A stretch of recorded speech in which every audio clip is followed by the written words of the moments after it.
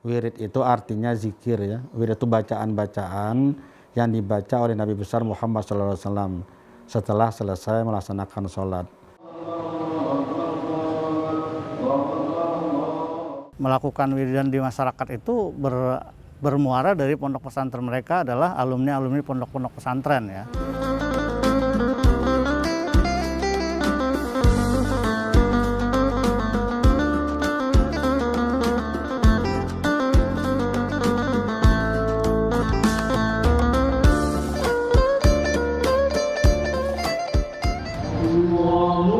Ibadah mendekatkan diri kepada Allah Subhanahu wa Ta'ala menjadi sebuah kewajiban sebagai umat Islam.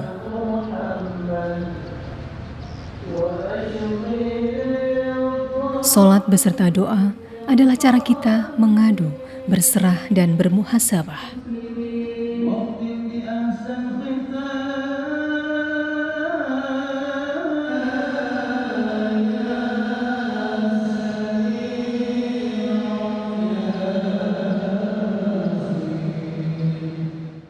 Salat fardu 5 waktu, sebuah kewajiban mutlak yang harus dipenuhi setiap muslim selama akal dan pikirannya sehat dan normal.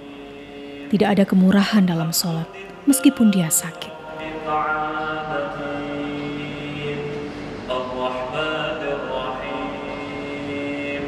Salat tetap menjadi kewajiban yang harus dijalankan dengan berbagai cara.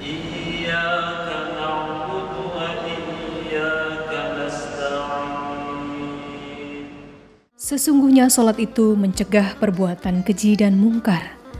Salat itu lebih besar keutamaannya dibandingkan ibadah yang lain. Allah Subhanahu wa Ta'ala sebenarnya mengetahui apa yang kau kerjakan. Surah Al-Ankabut ayat 45.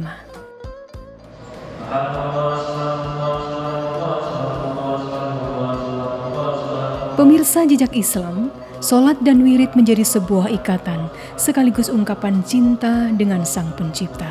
Wirid, amalan soleh yang disunahkan Rasulullah Shallallahu Alaihi Wasallam.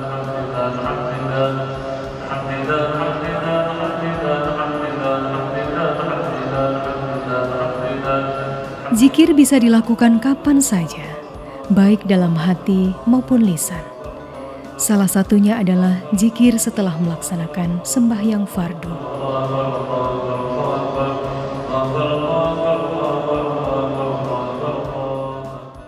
Perumpamaan antara orang yang zikir pada Tuhannya dan yang tidak, seperti antara orang yang hidup dan mati. Demikian sabda Rasulullah Shallallahu Alaihi Wasallam sebagai mana diriwayatkan Imam Bukhari.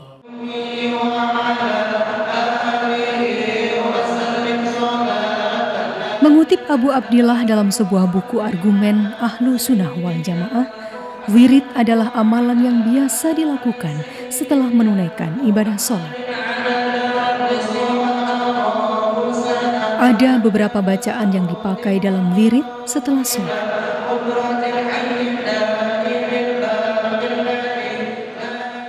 Tradisi wiridan masyarakat Banjar sesudah salat fardu ini adalah bahwa masyarakat kita di masyarakat Banjar di Kalimantan Selatan atau masyarakat Banjar dimanapun berada, bahkan sampai ke luar negeri, saya kira di Malaysia itu mereka mengamalkan wiridan ini karena memang diajarkan oleh ulama-ulama kita sejak dulu ya, Syekh Muhammad Arsyad Al-Banjari, kemudian turunannya yang mengarang kitab-kitab untuk diajarkan kepada masyarakat.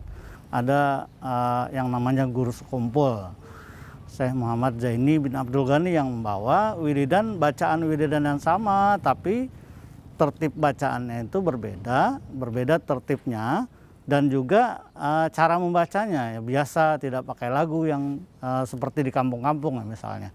Itu diikuti oleh banyak orang di Kalimantan Selatan. Rata-rata kalau yang bermurid atau berguru kepada beliau itu mereka membaca sesuai dengan bacaan yang diajarkan oleh gurunya. Itu yang kami maksudkan bahwa asal-usul dan sandaran mereka melakukan apa yang mereka baca itu. Akan tetapi mungkin sebagian kita ada yang tidak sependapat terkait dengan bahwa dibaca dengan nyaring ya, dengan keras, itu yang mungkin ada sedikit khilaf ya, perbedaan-perbedaan. Tetapi pada intinya, pada dasarnya bahwa apa yang mereka lakukan, masyarakat Banjar lakukan ini semuanya untuk kebaikan masyarakat secara sosial ya. Jadi ada pendidikan, pelajaran yang harus didapatkan, dan saya kira meriah ya kalau masjid itu dibacakan itu ya. Wiridan ini menjadi kebiasaan masyarakat ya sejak zaman dulu, selagi Islam ada di kita, masuknya Islam berdasarkan bawaan para ulama. Jadi ini tradisi itu maksudnya apa yang sudah dilakukan oleh Nabi, dibaca oleh Nabi, lalu kemudian dibawa ke sini bacaannya ya, bacaannya. Jadi kenapa dinamai dengan tradisi? Karena terkait dengan budaya ya, budaya masyarakat kita, karena dibawa oleh para ulama. Cara mengajarkan kepada masyarakat itu kan mungkin macam-macam ya, macam-macam. Ada orang belajar di sekolahan, ada yang hanya di majelis taklim, atau ada lagi yang di masjid. Di masjid ini yang secara secara terus-menerus ya. Basis daripada pelaksanaan wiridan itu sebenarnya ada di pondok-pondok pesantren ya. Orang yang melakukan wiridan di masyarakat itu bermuara dari pondok pesantren mereka adalah alumni pondok-pondok pesantren ya. Jadi ini mereka ini yang turun ke masyarakat mengajarkan itu secara simultan, secara terus-menerus dengan masyarakat. Kada istilah ya bahasa Banjarnya. Melajari masyarakat itu kada istilah. Ini bacaan awalnya ini kada seperti itu, tidak seperti itu, tapi mereka membaca kemudian diikuti oleh jamaah. Masalah jamaah itu paham atau tidak paham itu nanti. Jadi pondok pesantren kami pilih sebagai sampel, dan juga ada masjid di kampung ya. Maksudnya dari kampung itu ada masjid di daerah yang bukan basisnya pondok pesantren ya. Seperti di Amuntai kita mengambil sampel di Masjid Raya Amuntai misalnya. Kemudian di Sekumpul itu kan memang tidak pesantren tapi adalah majelis taklim yang jamaahnya cukup besar. Tradisi wiritan masyarakat Banjar sesudah sholat fardu sudah melalui penelitian dan sampel di sejumlah pondok pesantren di Kalimantan Selatan yang banyak meluluskan alumninya menjadi ulama terkenal.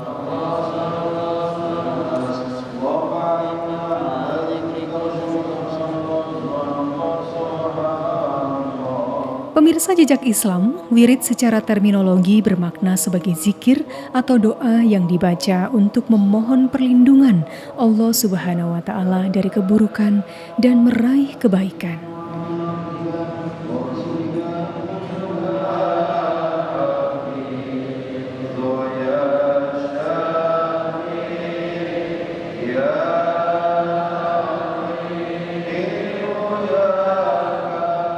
Banyak kitab wirid yang menjadi pegangan umat Islam di tengah masyarakat. Semua secara substansi adalah sama.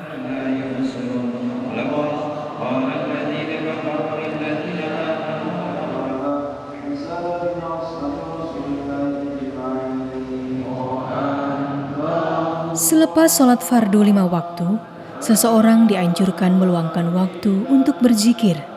Amalan ini menjadi rutinitas atau wirid as-salafus salih yang memiliki dasar kuat dari sunnah Nabi.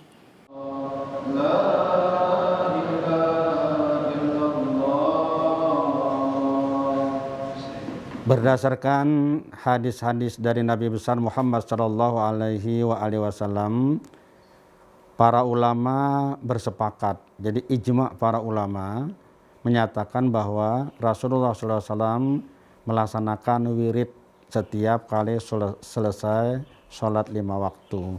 Wirid itu artinya zikir ya. Wirid itu bacaan-bacaan yang dibaca oleh Nabi besar Muhammad SAW setelah selesai melaksanakan sholat.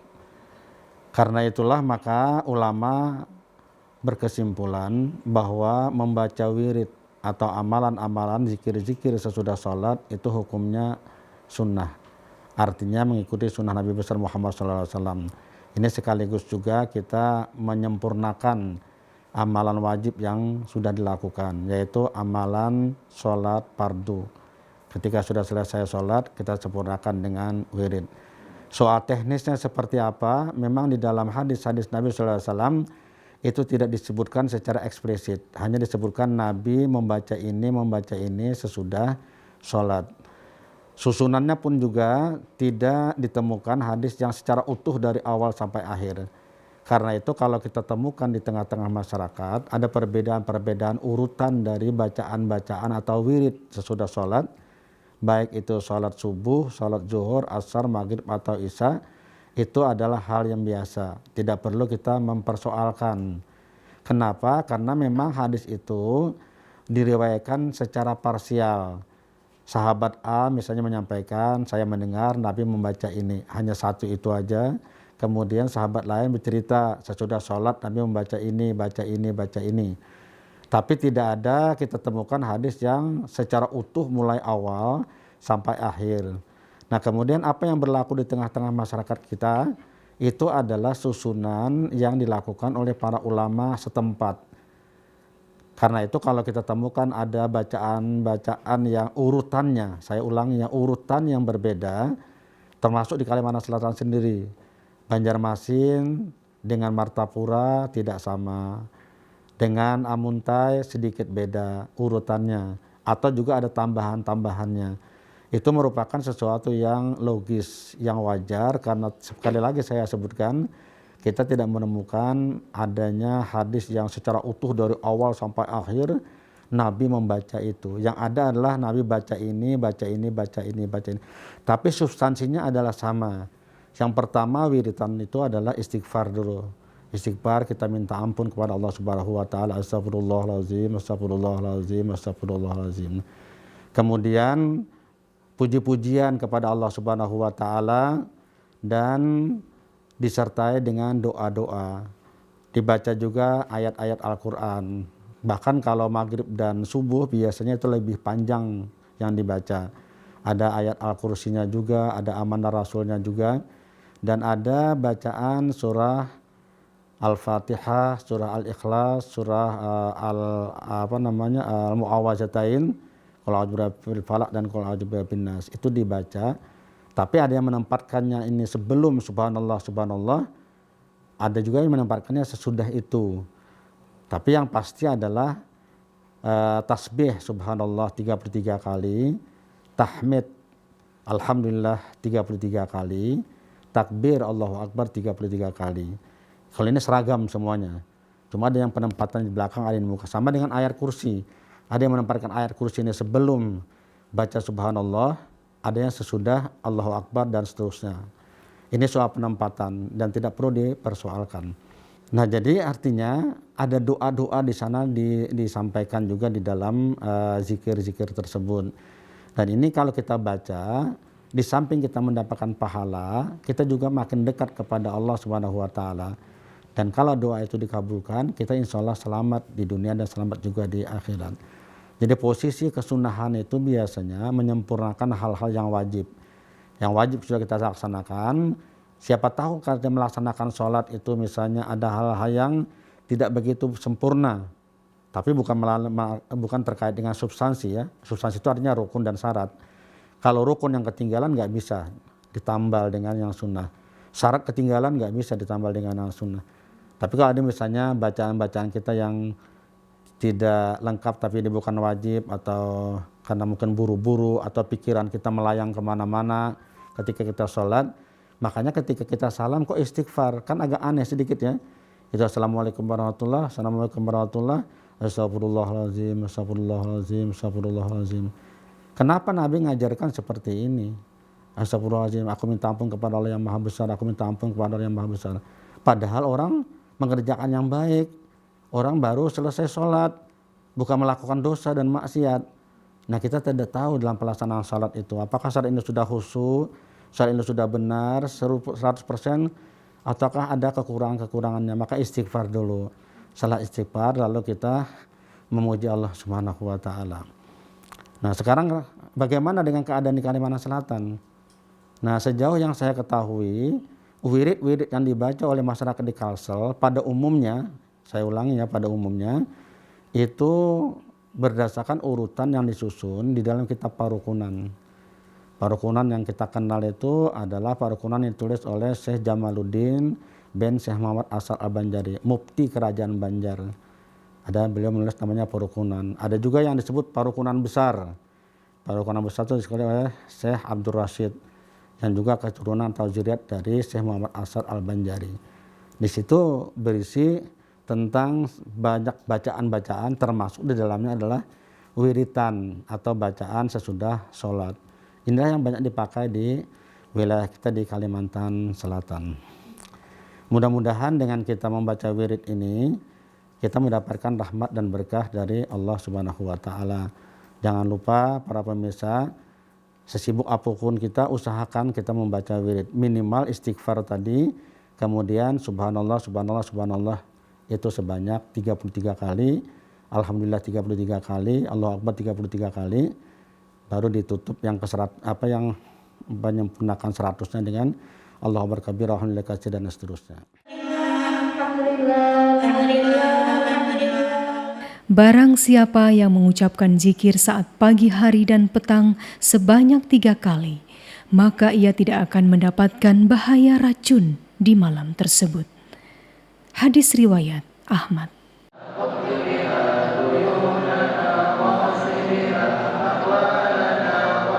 Rasulullah Shallallahu Alaihi Wasallam terbiasa melafalkan berbagai macam wirid-wirid serta doa, baik sebelum sholat maupun setelah sholat fardu.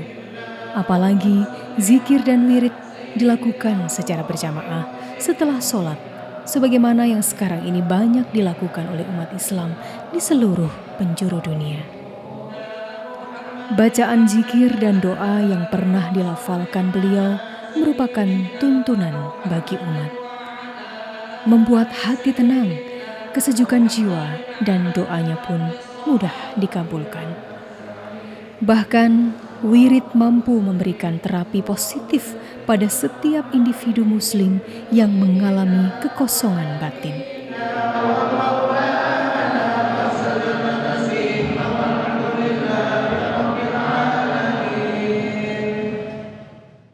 Dari sisi psikologis menjadi hal menarik untuk dibahas karena wiritan sendiri itu memberikan dampak atau efek yang bagus baik bagi pengamalnya, ya.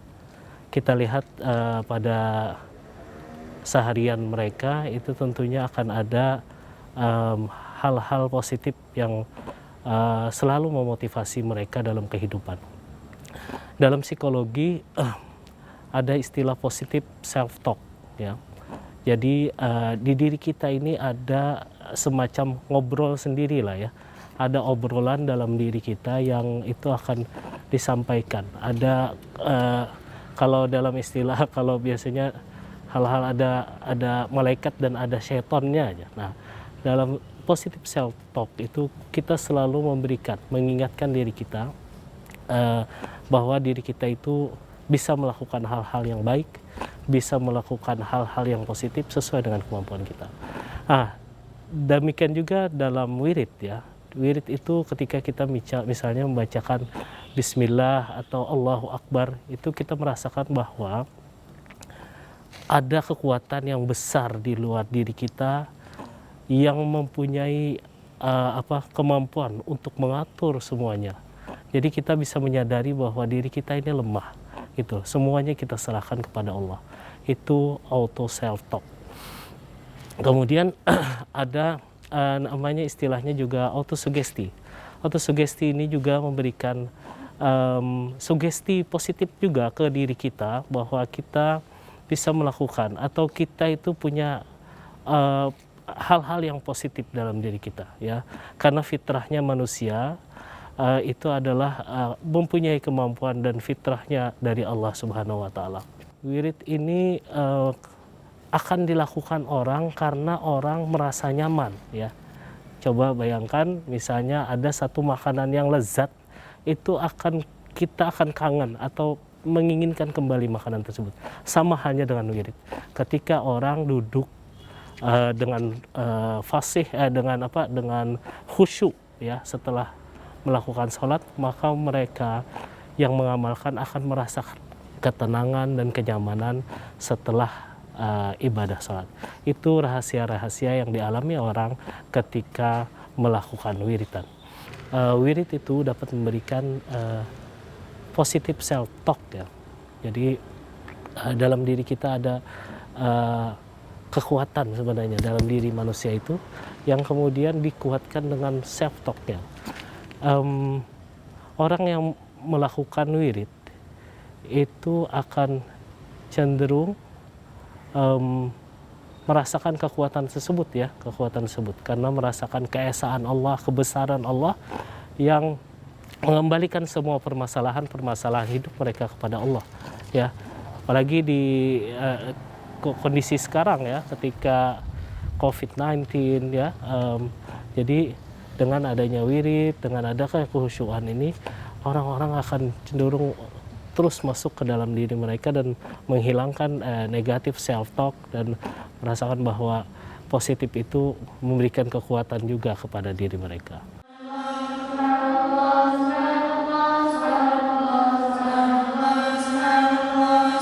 Nabi Muhammad SAW tidak pernah meninggalkan zikir setelah menunaikan sholat. Hal ini menjadi salah satu yang harus kita contoh, karena Nabi Muhammad adalah satu-satunya teladan terbaik.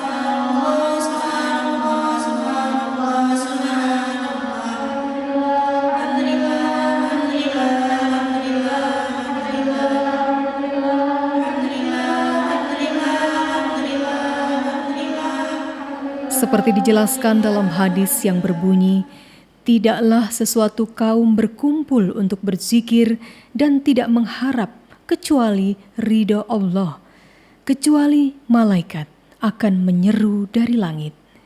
Berdirilah kalian dalam keadaan terampuni dosa-dosa kalian.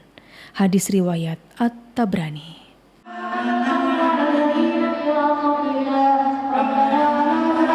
Wirid sebelum dan setelah sholat akan menyempurnakan ibadah kita.